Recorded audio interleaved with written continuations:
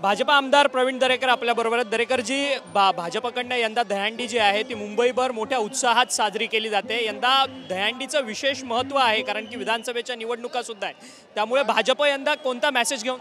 केवळ विधानसभा आहे म्हणून भारतीय जनता पार्टी दहीहंडी उत्सव जोरात साजरा करते असं नाहीये।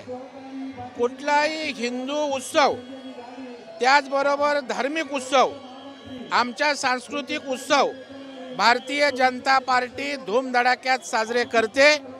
पण अलीकडच्या काळात त्या ठिकाणी उद्धव ठाकरेंच्या शिवसेनेकडून या सगळ्या विषयाला तिलांजली दिली।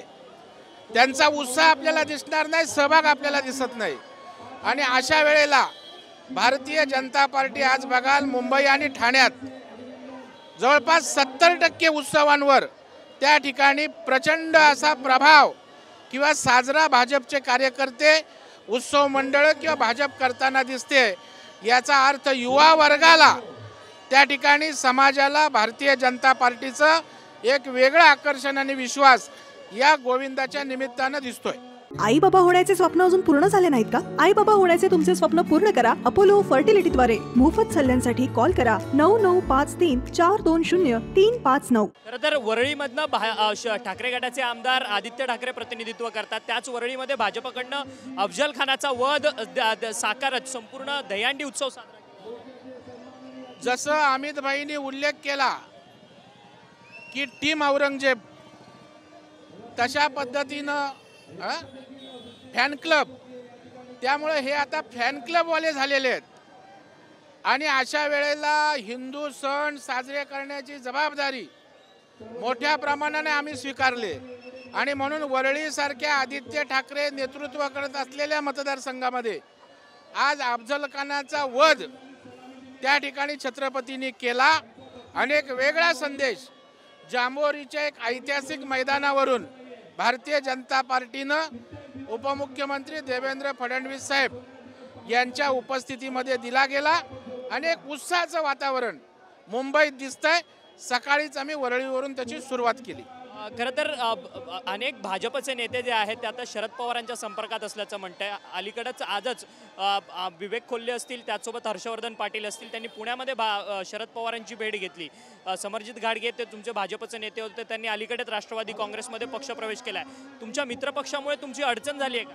मला वाटतं महायुती महाविकास आघाडी जेव्हा होत असते त्यावेळेला युतीमध्ये एकमेकांना जागा जातात, महाविकास आघाडीमध्ये एकमेकांना जागा जातात। आणि अशा वेळेला जे तीव्र इच्छुक असतात ते त्या ठिकाणी पक्ष शोधत असतात, नेतृत्व शोधत असतात। आणि त्याच्यामुळे थोड्याफार प्रमाणात ही जाय सगळीकडे होत असते, तशी होण्याची शक्यता नाकारता येत नाही। तर हर्षवर्धन पाटील हे तुमच्या पक्षाचे महत्त्वाचे मोठे नेते आहेत। तुम्ही त्यांना साखर क्षेत्रामध्ये त्यांना वेगळी सुद्धा जबाबदारी दिली आहे, कारखानदारी क्षेत्रामध्ये। अशातच त्यांनी पक्ष सोडला तर तुम्हाला त्याचा फटका पश्चिम महाराष्ट्रात बस? निश्चितच कुठलाही चांगला कार्यकर्ता नेता जाऊन फटका बसत असतो, नाकारण्याचं कारण नाही।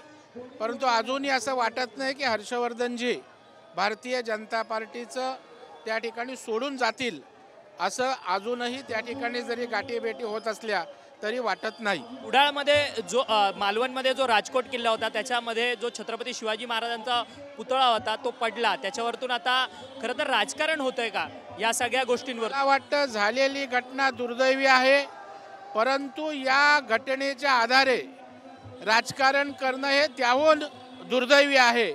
त्यांचा आम्ही निषेध करतो।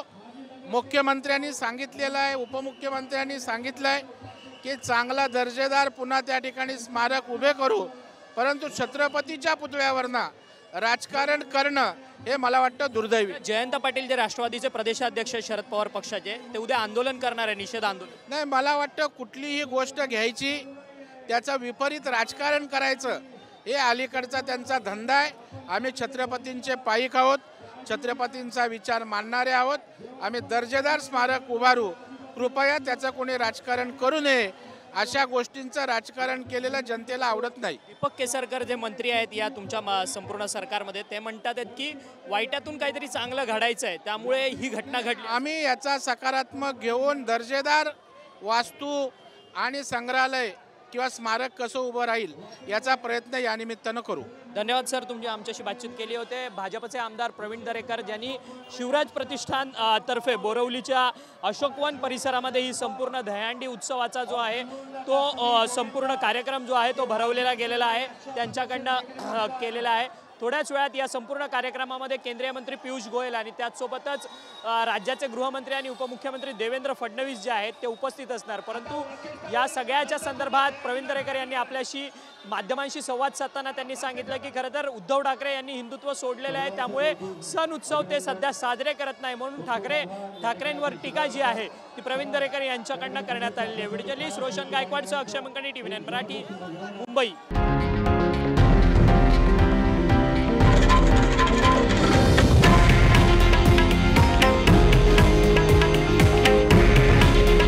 हे आहे देशातील नंबर 1 न्यूज नेटवर्क आणि आपण पाहत आहात TV9 मराठी.